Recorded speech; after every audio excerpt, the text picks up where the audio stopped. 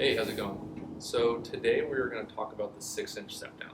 The 6-inch step down is a basic movement that has a lot of nuance and can be extremely difficult done correctly or extremely easy if done completely indirectly. Lily, would you agree? Absolutely. I just got a client to do this the proper way for the first time earlier this week, and she could not believe how much the arches of her feet and the outside of her butt were sore from doing like 4 good reps. A solid body weight step down is huge. And one thing to note is we are saying step down. This is not a step up. We are starting high. The first movement is going down to the ground, tapping it lightly, and then back up. Yeah, no clunking. No clunking. This is not only just a unilateral lower body exercise, but is also a great way to practice stability and rooting into the ground. As always, we want to maintain good breathing and bracing and spinal position and stay very even along our tripod foot, or as some people like to call it, the quad pod foot, because that calcaneus does have 2 points of contact with the ground. So I'm going to do this, and I'm going to walk you through a little bit of what I think, and then Lily's going to coach me on top of it, okay? So I'll face this way so you can see it this way at first. So I'm thinking about going directly over, essentially about an inch to a centimeter or so in front of where my foot and shin turn into my ankle. Okay, I'm going to focus everything about staying right stacked on top of here after I set my brace. Okay, so I want to make sure ribs and pelvis are stacked. Okay, gonna get my hands out there for that 360 breath, a little cheater to make sure I'm honest with myself. Now that I have this, I'm going to leave this set. Okay, from here, staying balanced, and all I'm doing is lowering down while staying balanced on there. Tap, come up. One thing I want people to do is tap with the heel. Okay, what is probably going to happen if you don't do that is you're going to push off the ground. We don't want to push. Okay, this is a completely active exercise for the left leg only. Okay, I'm also not going to reach down. Okay, if I reach, see my pelvis go shifting. Okay, I'm going to focus there, set my brace, and all I'm going to do is think about lowering down. As I lower and bend at the knee and hip, okay, it is inevitable that this leg will reach the ground. If I focus on just doing the right things with this leg, staying balanced, staying braced, and just descending, that will hit. From here, focusing all my pressure right through there.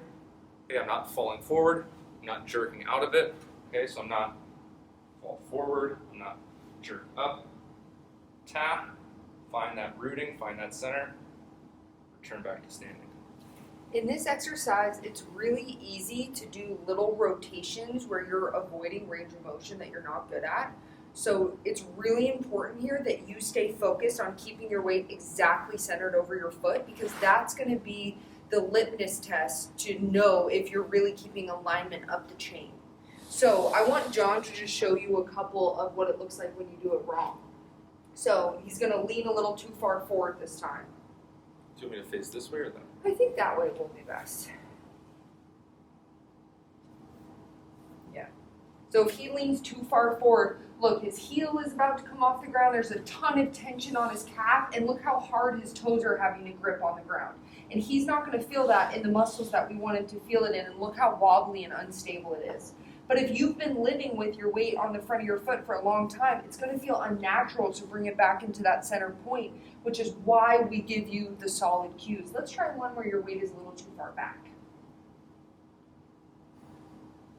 And you'll see here, you can see the whole top of his foot is literally coming off of the ground. And when we've spent a lot of time like that in our lives, we can do that without even really noticing. I haven't spent a lot of time here. Yeah, It's really feels awkward. Yeah, so just staying really focused on keeping your weight right over that navicular bone, or about 1 inch in front of the ankle, is going to clean up all of your biomechanics upstream. And I don't know what you guys feel when you normally do step-ups, but a lot of times I'll hear people say like, oh my God, I only feel that in my back, or I only feel that in my hamstrings, I only feel that in my quads, or these exercises by their nature, certain times you can manipulate things to bias certain muscle groups, but you should feel everything, okay? Like, I'm sure Lily can attest, if I focus right there and really get my rooting solid, really get my balance and stability solid, my whole leg's lit up. That did not always used to be that way. Back when I used to really compensate my way through movements, those unbalances were real. So if you feel it unbalanced, think, where is my balance on my foot, and how is that going to affect the balance of the musculature? And when you're first learning this, I want you to take a little pause at the bottom where you're barely having that heel on the ground and literally ask yourself, where's the weight on your foot? Because you need to check in with yourself to get these great principles in your body. One cue we love is imagine trying to tap a really thin piece of glass next to a baby who just fell asleep with colic. Don't wake that baby up. Do not wake the baby up. So really, last second, center of my foot, breath, got my brace, staying balanced, tapping the glass, not waking up the baby, back up. Tapping the glass, not waking up the baby, back up. That's the 6-inch step down.